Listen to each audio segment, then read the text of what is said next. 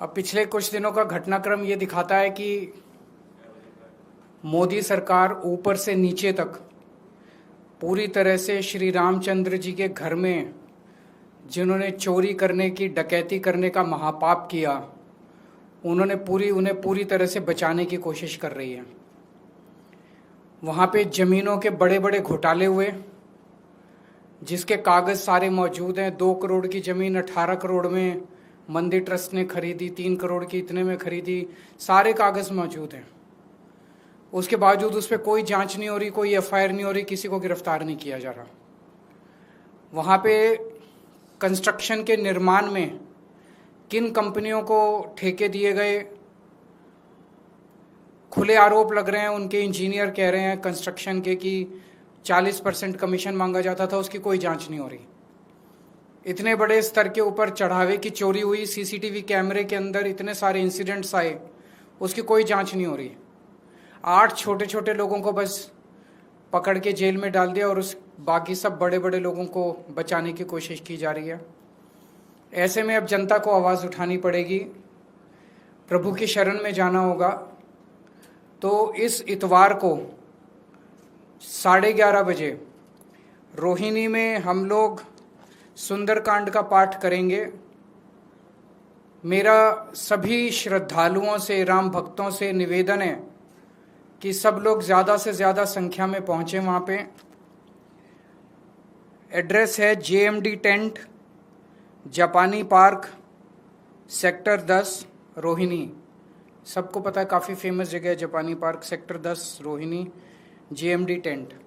यहाँ पे ज़्यादा से ज़्यादा संख्या में पहुँचे। 11:30 बजे सुंदरकांड का पाठ होगा और वहाँ से भगवान का आशीर्वाद लेके, हनुमान जी का आशीर्वाद लेके एक सिग्नेचर कैंपेन शुरू किया जाएगा देश भर में, दिल्ली में भी और अन्य राज्यों में जहाँ जहाँ आम आदमी पार्टी के वॉलंटियर्स हैं। और केवल ये आम आदमी पार्टी का नहीं है, जहाँ जहाँ राम भक्त हैं, श्रद्धालु हैं, जो इस पूरे घटनाक्रम से पीड़ित हैं, वो सब लोग ये सिग्नेचर कैंपेन करेंगे। सिग्नेचर कैंपेन में ये चिट्ठी है एक नागरिक की, आम नागरिक की, प्रधानमंत्री मोदी जी के नाम। चिट्ठी मैं आपको पढ़ के सुना देता हूँ। आदरणीय प्रधानमंत्री जी, श्री राम मंदिर में हुई चढ़ावा चोरी ने, ये एक नागरिक अपने प्रधानमंत्री को लिख रहा है जिस पे वो साइन करेगा। श्री राम मंदिर में हुई चढ़ावा चोरी ने मुझे अंदर तक झकझोर दिया है। करोड़ों श्रद्धालुओं ने अपनी छोटी बड़ी बचत से श्री राम मंदिर के निर्माण में योगदान दिया था। कई लोगों ने तो अपनी पूरी जिंदगी की जमा पूंजी दे दी। अधिकांश लोगों ने रसीद तक नहीं मांगी। सब ने सोचा ये तो भगवान का घर है, यहाँ हिसाब क्या मांगना। आज उस विश्वास को भारी ठेस पहुंची है। श्री राम मंदिर से संबंधित हर कार्य प्रधानमंत्री जी आपने आगे बढ़ चढ़ के किए। श्रीमान राम जन्मभूमि तीर्थ क्षेत्र ट्रस्ट आपने बनाया, उसके हर मेंबर को आपने व्यक्तिगत रूप से चुन के नियुक्त किया। ये सभी ट्रस्ट के मेंबर आपके बेहद करीबी माने जाते हैं। अब जब इतने बड़े स्तर पर बेईमानी हुई तो आपकी चुप्पी से मैं आहत हूँ। 2021 के पहले से ही ट्रस्ट में जमीनों के घोटाले, निर्माण कार्यों में 40% तक की कमीशनखोरी और अब इतने बड़े पैमाने पर चढ़ावा चोरी, ये सभी खबरें पिछले कई वर्षों से लगातार प्रमुखता से मीडिया में आ रही हैं।